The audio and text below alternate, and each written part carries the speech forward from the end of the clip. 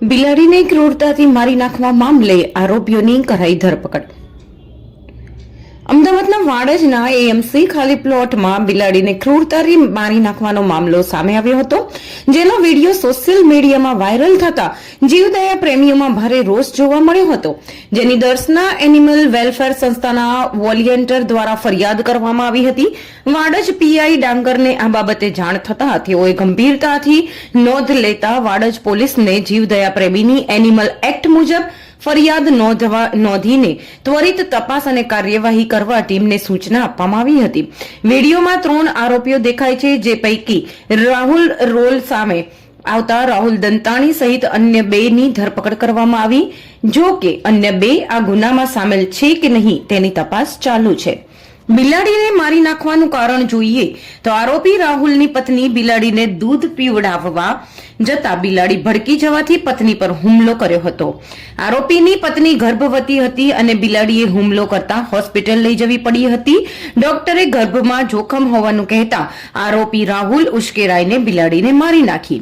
બિલાડીને કોથળામાં ભરી એએમસીના પ્લોટ પર લઈ જઈને પછાડીને ક્રૂરતાથી મારી નાખી હતી। બલોલનગરના ઔડાના આરોપી રહેતો ત્યાંના રહીશોએ બિલાડીને પાળી હતી। વાડજ પોલીસે મુખ્ય આરોપીની ધરપકડ કરી અન્ય આરોપીઓની સંડોવણી છે કે નહીં તેની વધુ તપાસ હાથ ધરી છે। વિગત એવી છે કે વિરલ ભરતભાઈ પટેલ જે છે તે એમક્યોર ફાર્માસ્યુટિકલ કંપનીમાં નોકરી કરે છે અને એક દર્શના એનિમલ વેલફેર સંસ્થાના પોતે સભ્ય છે। એમના એક બીજા જ સાથી કર્મચારી એનિમલ વેલફેર સંસ્થાના સભ્ય દ્વારા એક મોબાઈલમાં એને વિડીયો મોકલવામાં આવેલો હતો।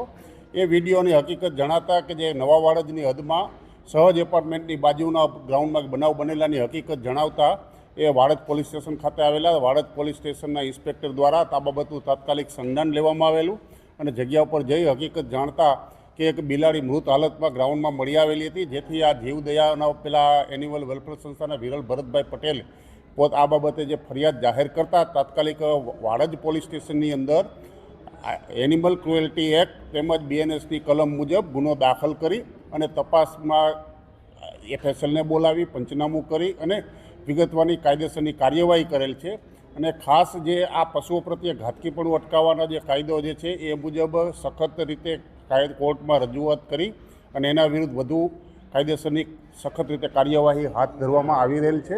અને આમાં એની સાથે વિડીયોમાં ટોટલ 3 ઈસમો દેખાય છે, પણ હાલમાં એ રાહુલ લાલાભાઈ દંતાણી જે આરોપી તરીકે પ્રસ્થાપિત થયેલા છે એમાં વિગત એવી જાણવા મળેલી છે કે એમની જે સોસાયટીમાં બ્લોકમાં રહે છે તે બ્લોકમાં એક પાલતુ બિલાડી જે હતી તમામની, અને અચાનક એમને કંઈ બિલાડીને દૂધ પીવડાવવા જતાં એ ભડકી જતાં એના કારણે એમની વાઈફને ઈજા થતાં આ બનાવમાં એને વધારે ગુસ્સો આવી જતાં એમને આ પગલું ભરેલાની હકીકત આરોપી દ્વારા જાણવા મળેલી છે।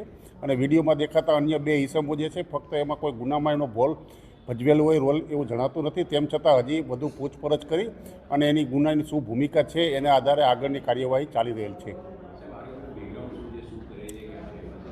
હાલમાં એ અહીંયા બલોલનગર વાડજ પોલીસ સ્ટેશનની હદના જે એક રહેવાસી છે અને એમને હજી શું કાર્યવાહી શું ભણેલો છે, છૂટક મજૂરીવાળા છે, બીજી અન્ય કોઈ કામગીરી કરતા હોય હકીકત જણાયેલ નથી।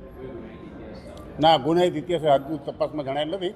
હજી અમે પહેલાં એના ઈ ગુજકોપની અંદર એનું સર્ચ કરી અને અન્ય પોલીસ સ્ટેશનમાં ગુજરાતમાં ક્યાંય ગુના દાખલ થયેલા છે કે આ બાબતની ગુનાહિત પ્રવૃત્તિ ધરાવનાર છે કે કેમ એ જાણી અને આગળની કાર્યવાહી હાથ ધરવામાં આવશે।